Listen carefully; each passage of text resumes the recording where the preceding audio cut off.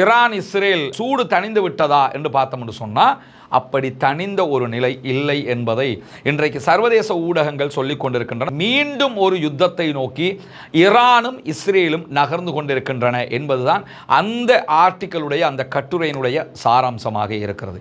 ஈரானுடைய தாக்குதல்கள் என்பது இஸ்ரேலால் ஜீரணிக்க முடியாத, தாங்கிக் கொள்ள முடியாத தாக்குதல்களாக மாறிவிட்டது. காரணம், இஸ்ரேலுடைய உளவு பிரிவினுடைய தலைமையகமாக இருக்கக்கூடிய மொசாது மேலே அட்டாக் பண்ணினாங்க. அதில் சொல்லப்பட்டிருக்கக்கூடிய விவகாரங்களில் மிக முக்கியமான பகுதியை என்னன்னு சொன்னா,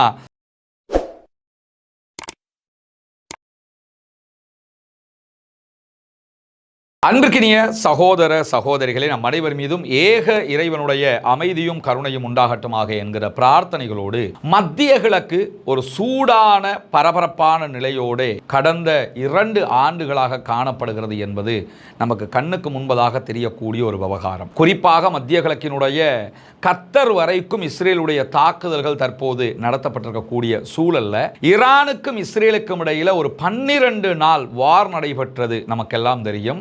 1967களில் 6 அரபு நாடுகள் சேர்ந்து இஸ்ரேலோடு யுத்தம் செய்து தங்களுடைய பல நிலப்பரப்புகளை இழந்து கொண்டார்கள். ஈவன் ஜெருசலம் வரைக்கும் பல பகுதிகளை இஸ்லாமிய நாடுகள், அரபு நாடுகள் இழந்ததே அந்த 1967 யுத்தங்களில் தான் அது இஸ்ரேலுக்கு ஒரு பெரிய வெற்றியை கொடுத்த யுத்தமாக மாறியது. இப்படியான ஒரு சூழல்ல 2025ஆம் ஆண்டுல ஒரு பாரிய யுத்தம் இஸ்ரேலோடு நடைபெறுகிறது. 1967களுக்கு பிறகு அரபு நாடு அல்லது பெர்ஷியன் வளைகுடாவில் இருக்கக்கூடிய ஒரு நாடு இஸ்ரேலோடு சண்டையிட்டது என்று சொன்னால் அது முதல் தடவையாக இந்த ஈரான் இஸ்ரேல் வார் தான். இந்த காசா வார்ல யமனோட சண்டை நடக்குது, அது ஒரு பக்கம். ஆனால் இப்படியான ஒரு பாரிய யுத்தம் நடந்தது ஈரானோடு நடந்த யுத்தம் தான். 12 நாட்கள் இந்த யுத்தம் நடைபெற்றது. முடியாம அமெரிக்காவே இன்வால்வ் ஆகிற நிலைமைக்கு அந்த யுத்தம் தள்ளப்பட்டது. அமெரிக்காவினுடைய பேஸ் மேலேயே ஈரான் குண்டு தாக்குதல் நடத்துகிற அளவுக்கு உச்சம் தொட்ட காட்சியெல்லாம் நம்ம பார்த்திருப்போம். இந்த யுத்தத்தில் ஈரானுடைய தாக்குதல்கள் என்பது இஸ்ரேலால் ஜீரணிக்க முடியாத, தாங்கிக் கொள்ள முடியாத தாக்குதல்களாக மாறிவிட்டது. காரணம், இஸ்ரேலுடைய உளவு பிரிவினுடைய தலைமையகமாக இருக்கக்கூடிய மொசாது மேலே அட்டாக் பண்ணினாங்க. உள்நாட்டு உளவு பிரிவு அமான் மேலே அட்டாக் பண்ணினாங்க. 1100 மேலே அட்டாக் பண்ணினாங்க. இஸ்ரேலுடைய இராணுவ தளங்கள் மேலே அட்டாக் பண்ணினாங்க. இப்படி இஸ்ரேலுக்கு வரலாற்றில் நினைக்க முடியாத அளவுக்கு உண்டான அழிவை ஈரான் கொடுத்தது என்றால் அது மிகை அல்ல. அதிலும் ஈரானுடைய பாலிஸ்டிக் மிசைல்கள் இந்த அளவுக்கு அட்டாக் பண்ணும்னு அவங்க எதிர்பார்க்கவே இல்லை. அதை தாண்டி ஈரான் வைத்திருந்த சிஜில் போன்ற மிசைல்கள் எல்லாம் ஈரானால் 17 ஆண்டுகளுக்கு முன்பதாகவே தயாரிக்கப்பட்ட ஏவுகணைகள். ஆனால் 17 ஆண்டுகளுக்கு பிறகும் இஸ்ரேலால் அதை தடுக்க முடியாமல் போகிற அளவுக்கு அதனுடைய தொழில்நுட்பம் உச்சம் தொட்டு இருந்தது என்பதுதான் ஆச்சரியமாக இருந்த சூழல்ல இந்த 12 நாள் வார் முடிவுக்கு வந்தது. இந்த முடிவுக்கு வந்ததற்கு பிறகு இனிமேல் ஈரான் இஸ்ரேல் சூடு தணிந்து விட்டதா என்று பார்த்தோம்னு சொன்னா அப்படி தணிந்த ஒரு நிலை இல்லை என்பதை இன்றைக்கு சர்வதேச ஊடகங்கள் சொல்லிக் கொண்டிருக்கின்றன. குறிப்பாக அல் ஜசீராவினுடைய அரபு தொலைக்காட்சி, அரபு இணையதளம் ஒரு கட்டுரையை வெளியிட்டிருக்கிறாங்க. மீண்டும் ஒரு யுத்தத்தை நோக்கி ஈரானும் இஸ்ரேலும் நகர்ந்து கொண்டிருக்கின்றன என்பதுதான் அந்த ஆர்டிக்கலுடைய அந்த கட்டுரையினுடைய சாராம்சமாக இருக்கிறது.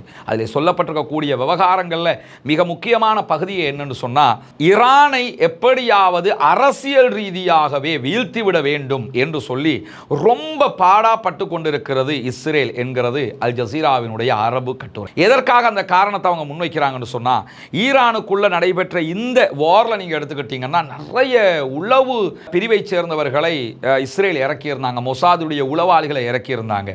உள்ளுக்குள்ளே நிறைய ட்ரோன் அட்டாக்குகளை பண்ணினாங்க. ஈரான் அங்கே இருந்து இஸ்ரேல் மேல அட்டாக் பண்ணினது ஒரு கணம், இஸ்ரேலில் இருந்துகிட்டு ஈரான் மேல அட்டாக் பண்ணினது ஒரு கணமாக இருக்க, ஈரானுக்குள்ளேயே நிறைய ட்ரோன்கள் கைப்பற்றப்பட்டது. ஈரானுக்குள்ளேயே ஒரு இடத்துல இருந்து இன்னொரு இடத்துக்கு ட்ரோன் அட்டாக் பண்ணினாங்க. இப்படி பல தாக்குதல்களை உள்ளுக்குள்ள அவங்க பிளான் பண்ணியிருந்தாங்க. நிறைய ஒற்றர்களை அனுப்பி இதை ஈரானை எதிர்பார்க்கல என்பது எல்லோருக்குமே தெரியும். அப்படியான சூழல்ல யுத்தம் முடிவதற்குள்ளாகவே இந்த 12 நாட்களுக்குள்ளாகவே அதுல 90% ஆக்களை தட்டி தூக்கிட்டாங்க ஈரானால. அது இஸ்ரேலை எதிர்பார்க்காத ஒரு விஷயம். தட்டி தூக்கினது மட்டுமல்லாமல் யாரெல்லாம் உளவு பார்த்தார்களோ, இஸ்ரேலுக்காக ஒர்க் பண்ணாங்களோ அத்தனை பேரையுமே அவங்க கபருக்கு அனுப்புகிற வேலையும் பார்த்துட்டாங்க. இந்த மாதிரியான ஒரு உச்சகட்ட சூழல் இருக்கக்கூடிய நிலையில் ஈரானும் இஸ்ரேலும் மீண்டும் மோதிக்கொள்ளுகிற அளவுக்கான நிலைகள் எப்படி உருவாகிறது என்றால், ஈரானுக்குள்ள ஒரு மக்கள் எழுச்சியை தூண்டி விட்டுறணும் என்று சொல்லி அதற்கான ஊடக தாக்குதல்களை தொடர்ந்து இஸ்ரேல் முன்னெடுக்கிறது. மீடியாக்கள்ல, சோசியல் மீடியாக்கள்ல ஈரான்ல பெண்களுக்கு உரிமை இல்லை, ஈரான்ல அந்த உரிமை இல்லை, இந்த உரிமை இல்லை, ஈரான் அப்படியே மக்களை அடக்கி ஆளுது, எனவே ஈரான் மக்களுக்கு சுதந்திரம் வேணும்னு இங்க இருக்கிறவனுக்கு கவலைப்பட்டுக்கிட்டு பேசிக்கிட்டு இருப்பாங்க. இது ஆப்கானிஸ்தானுக்கு பேசுவாங்க, செச்னியாவுக்கு பேசினாங்க, ஈராக்குக்கு பேசினாங்க, எல்லா நாட்டுக்குமே அதை பேசுவாங்க. அங்க இருக்கிற மக்கள் பேசுறாங்களோ இல்லையோ இவங்க உட்கார்ந்து பேசிக்கிட்டு இருப்பாங்க. அந்த மாதிரி இப்ப ஈரானுக்காக பேசிக்கொண்டிருக்கக்கூடிய ஒரு மீடியா ப்ரொபகண்டாவை அவங்க ஆரம்பிச்சிருக்கிற மாதிரியே கடந்த ஆகஸ்ட் மாதம், அதாவது போன மாதம், இஸ்ரேலுடைய ராணுவ தளபதி இயால் ஜமீர் ஊடகங்களுக்கு பேசும்போது, நாங்க ஈரானோட பண்ணின வார் இன்னும் முடிவுக்கு வரல, அதனுடைய முதல் கட்டம் தான் முடிவுக்கு வந்திருக்கிறது, இரண்டாம் கட்டம் இருக்கிறது என்று அவரும் சொல்லியிருந்த செய்திகளை எல்லாம் நம்ம பார்த்தோம். இப்படி அவர்கள் ஈரானோடு ஒரு யுத்தத்திற்கு தயாராக இருக்கிற அதே நேரம் ஈரானுடைய வெளிவிவகார அமைச்சர் அப்பாஸ் ஆராக்சி பேசுகிற நேரத்தில் என்ன சொன்னார்னு சொன்னா, எங்கள் மீது இனிமேல் மீண்டும் ஒரு தாக்குதலை இஸ்ரேல் நடத்தினால் பாரதூரமான விளைவுகளை, எதிர்பார்க்காத விளைவுகளை இஸ்ரேல் சந்திக்கும், அதற்கான அனைத்து தயாரிப்புகளிலும் மீண்டும் நாங்கள் ஈடுபட்டிருக்கிறோம், எல்லாமே ரெடியாக இருக்கிறது, எனவே ஒரு யுத்தம்னு வந்தால் ரெண்டில் ஒன்று பார்க்கறதுக்கு தயாராக இருக்கிறோம், 12 நாள் போதிய அளவுக்கு நாங்கள் கொடுத்திருக்கிறோம், இன்னும் அதிகமாக கொடுப்பதற்கு தயாராக இருக்கிறோம் என்று மிரட்டல் தொனியில அவரும் அவருடைய கருத்தை முன்வைத்திருந்தார். இப்படியான ஒரு சூழல்ல தான் கடந்த ஆகஸ்ட் மாதம் 20, 21 தேதிகளில் ஓமான் வளைகுடாவில் ஹொர்முஸ் ஜலசந்தியில இருந்து இந்திய பெருங்கடலை நோக்கி ஆழம் வரைக்கும் ஈரான் ஒரு பெரிய ராணுவ பயிற்சியை நடத்தியது, கடற்படை பயிற்சியை நடத்தியது. இந்த பயிற்சியை நம்ம எடுத்துக்கிட்டோம்னா இதுல புதிய ரகமான ட்ரோன்கள், புதிய ஏவுகணைகளை எல்லாம் அவர்கள் பரிசீலனைக்கு உட்படுத்தினார்கள். கடற்படையினுடைய பெரும்பாலான கப்பல்கள் அங்கே இறக்கப்பட்டிருந்தது, அவர்களுடைய நீர்மூழ்கி கப்பல் பயிற்சிகள் நடத்தப்பட்டது. அதே போன்று கடல்ல இருந்து ஏவுகணை ஏவுகிற தாக்குதல்களை அவங்க பரிசீலிச்சாங்க. பல யுத்த பயிற்சிகளை அந்த 2 நாளும் சர்வதேசமே உன்னிப்பாக பார்க்கிற அளவுக்கு ஓமான் வளைகுடாவில் ஹொர்முஸ் ஜலசந்தியில் ஆரம்பித்து இந்திய பெருங்கடலுடைய ஆழம் வரைக்கும் அந்த பயிற்சிகளை அவங்க எடுத்திருந்தாங்க.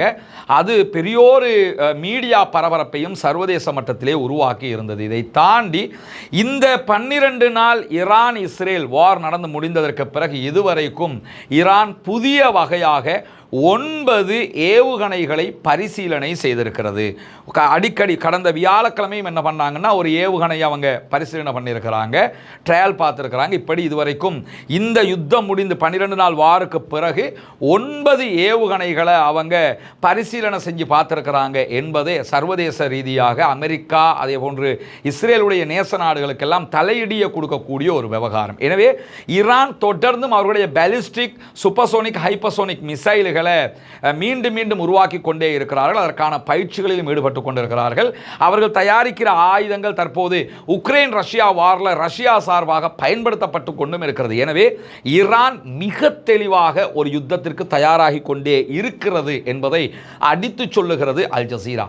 இதை தாண்டி இஸ்ரேலும் என்ன பண்ணாங்கன்னா, திடீர்னு இந்த ஈரானுடைய பயிற்சிகளுக்கு முன்பதாக, ராணுவ பயிற்சிகளுக்கு 2 நாட்களுக்கு முன்பதாகவே அதிகாலை நேரத்திலேயே ஒரு ராணுவ பயிற்சி ஆரம்பிச்சிருந்தாங்க. 6 முனைகளில் அவர்களுடைய ராணுவ பயிற்சி நடந்தது. குறிப்பாக ஜெருசலம் பகுதிகளில் இருந்து 2 ராணுவ பயிற்சிகள் நடைபெற்றது. அதே போன்று கடல்ல இருந்து ஈரான் பக்கமாக இருந்து இஸ்ரேலை நோக்கி ஏவுகணை ஏவுகிற விதமாகவும் அதை தடுக்கிற விதமாகவும் பயிற்சி எடுத்தார்கள். அதே போன்று யமன்ல இருந்து இஸ்ரேலை நோக்கி ஏவுகணை ஏவுகிற விதமாகவும் அதை தடுக்கிற விதமாகவும் பயிற்சிகளை எடுத்தார்கள். இப்படி அவர்களும் பலவிதமான பயிற்சிகளையும் எடுத்து நாங்கள் ஈரானோடு ஒரு யுத்தத்திற்கு தயாராக இருக்கிறோம் என்பதை சொல்லாமல் சொல்லிக் கொண்டிருக்கக்கூடிய ஒரு சூழல் உருவாகி இருக்கக்கூடிய இந்த நிலையில ஈரான் அடுத்த கட்டமாக தன்னுடைய அணு ஆயுத தயாரிப்புகளையும் விடாமல் தொடர்கிறது என்கிற சர்ச்சையும் இருக்கிறது. குறிப்பாக சர்வதேச அணு ஆயுத தடுப்பு முகமை என்ன பண்றாங்கன்னா, ஈரான் இந்த அணு ஆயுதங்களை உற்பத்தி செய்வது, குறிப்பாக இந்த யுரேனியத்தை செறிவூட்டுவதை நிறுத்த வேண்டும். ஏற்கனவே அமெரிக்கா நடத்திய தாக்குதல்களில் எந்த இடத்துல எல்லாம் அமெரிக்கா போய் ஈரான் அணு ஆயுதம் தயாரிக்குது அல்லது யுரேனியம் செறிவூட்டுதுன்னு சொல்லி அட்டாக் பண்ணினாங்களோ அந்த இடங்களை நாங்கள் ஆய்வு பண்ணுறதுக்கு அனுமதிக்கணும்னு சொன்னாங்க. அதில் முக்கியமான இடங்களை ஆய்வு பண்ணுவதற்கு நாங்கள் அனுமதிக்க முடியாது என்று சொல்லி அறிவித்த ஈரான் நாடாளுமன்றத்தில் சட்ட திருத்தமும் கொண்டு வந்து விட்டது, உங்களை நாங்கள் உள்ளே அனுமதிக்க முடியாது என்று. இதற்கு பகரமாக ஐரோப்பிய யூனியன் ஈரானுக்கு எதிராக தடைகளை விதிக்கிறது. ஏன் ஐநாவே ஈரானுக்கு எதிரான தடைகளை கொண்டு வருவதற்கு தயாராகிவிட்டது, முடிவும் செய்துவிட்டது. ஆனாலும் நாங்கள் உங்களை பார்வையிட விடமாட்டோம், அதற்கு அனுமதிக்க மாட்டோம் என்பதில் தெட்டு தெளிவாக ஈரான் இருக்கக்கூடிய ஒரு சூழல்ல எங்கே போனது செறிவூட்டப்பட்ட யுரேனியம் என்கிற கேள்விகள் மல்டி மில்லியன் டாலர் கேள்விகளாக இருக்கிறது. ஏன்னா ஈரானுடைய செறிவூட்டப்பட்ட யுரேனியம் எங்கே இருக்குதோ அந்த இடத்துக்கு நாங்கள் அட்டாக் பண்ணினோம்னு அமெரிக்கா சொன்னது. ஆனால் ஈரான் என்ன சொன்னாங்கன்னா, நீங்கள் அட்டாக் பண்ண முன்னாடியே நாங்கள் செறிவூட்டப்பட்ட யுரேனியத்தை வேறு இடத்துக்கு பார்சல் பண்ணி எடுத்துகிட்டு போயிட்டோம் அப்படின்னு சொன்னாங்க. அதை தாண்டி அவங்க போட்ட குண்டு கூட 60 அடி ஆழங்களுக்கு சென்று தான் தாக்குதல் நடத்தக்கூடியது. ஆனால் ஈரானுடைய யுரேனியம் செறிவூட்டக்கூடிய அந்த தயாரிப்பு நிலையத்தை பொறுத்தவரையில் அது 80 அடி ஆழத்துக்கு கீழே தான் இருக்கிறது. எனவே அவங்க போட்ட குண்டுகளால் அந்த பகுதி பாதிக்கப்படுவதற்கான வாய்ப்பும் கிடையாது. அப்படியே பாதிக்கப்பட்டிருந்தாலும் அங்கதான் யுரேனியமே, செறிவூட்டப்பட்ட யுரேனியத்தை அவங்க வைக்கவே இல்லையே என்கிற போது எங்கே போனது அது என்கிற கேள்வி இருக்கிறது. எனவே ஈரான் அணு ஆயுதத்தை ஆல்ரெடி தயாரித்து வைத்துக் கொண்டு வெளிப்படுத்தாமல் இருக்கிறார்கள் என்கிற செய்திகள் தான் சர்வதேச மட்டத்திலே மிக பிரபலமான செய்திகளாக இருக்கிறது. தேவைப்படுகிற போதுதான் அதை அவர்கள் வெளியே கொண்டு வருவார்கள் என்கிற அச்சம் தான் சர்வதேச நாடுகளுக்கு இருக்கிறது. என்றைக்கு ஈரான் நாங்கள் அணு ஆயுதத்தை தயாரித்து விட்டோம் என்று சொல்லி டிக்ளேர் பண்ணுவாங்களோ அன்னையோட கதை முடிஞ்சிருச்சுன்னு அர்த்தம். எப்படி இப்போ நார்த் கொரியா இருக்கிறாங்கல்ல, வடகொரியாவினுடைய இப்போ இருக்கக்கூடிய ஜனாதிபதியினுடைய தகப்பனார் இருக்கும் போதே அணு ஆயுதத்தை தயாரிச்சுட்டாங்க. அதை தயாரிச்சதுனால தான் அவன் என்ன கூத்து போட்டாலுமே அமெரிக்காவால் ஒன்றுமே பண்ண முடியலை. எதையாவது சொல்லிக்கிட்டு பொருளாதார தடண்டுகிட்டு இருக்கிறானே தவிர அவங்களோட சண்டைக்கு போக முடியலை. இந்த மாதிரியான ஒரு சூழலை தங்களுக்கும் பாதுகாப்பாக ஈரான் உருவாக்கி கொள்வதற்கான முயற்சிகளை செய்கிறது. அப்படி ஈரான் உருவாக்கிவிட்டால் ஒருபுறம் பாகிஸ்தான், மறுபுறம் ஈரான் என்கிற வகையில் இஸ்ரேலுக்கு அது மிகப்பெரியதொரு தலையிடியாக பயங்கரமாக மாறிவிடும் என்பதால் தான் அதை தடுப்பதற்கான முயற்சிகளை அவர்கள் செய்ய பார்க்கிறார்கள். எது எப்படி போனாலும் ஒரு ஈரான் இஸ்ரேல் வாருக்கான ரொம்ப நெருக்கமான சூழ்நிலை இருக்கிறது என்று சொல்லி அல் ஜசீராவினுடைய கட்டுரை தன்னுடைய விவரிப்பிலே சொல்லுவதை நம்ம பார்க்க முடியும். எந்த நாடுகளும் சண்டையிடக்கூடாது, யுத்தங்கள் நிறுத்தப்பட வேண்டும், சண்டைகள் நிறுத்தப்பட வேண்டும், அமைதி திரும்ப வேண்டும். ஆனால் பயங்கரவாதத்தை தோற்றுவித்து ஒவ்வொரு நாடுகளுக்குள்ளும் இப்படி தொடர் பிரச்சனைகளை உண்டாக்கக்கூடிய இஸ்ரேல் மாதிரியான ஒரு நாட்டுக்கு பாடம் கற்பிப்பதாக இருந்தால் தற்போதைய சூழலில் அப்படியான ஒரு பாடத்தை ஈரானால் மட்டும்தான் கற்பித்து கொடுக்க முடியும். ஏற்கனவே அவங்க ஒரு பாடத்தை படிப்பிச்சு கொடுத்துருக்கிறாங்க. அந்த பாடத்தை அவங்க ஒழுங்காக படிக்கலைங்கிறது தெரியுது. மீண்டும் ஒரு சீண்டலை சீண்டி பார்த்தார்கள் என்றால் கண்டிப்பாக அந்த பாடத்தை மிக தெளிவாக கற்றுக்கொள்வார்கள் என்பதையும் நாம் புரிந்து கொள்ள முடியும். எனவே பாலஸ்தீனம் வெற்றி பெற, பாலஸ்தீன மக்கள் சுதந்திரம் பெற அல்லாஹ்விடத்தில் பிரார்த்திப்போமாக.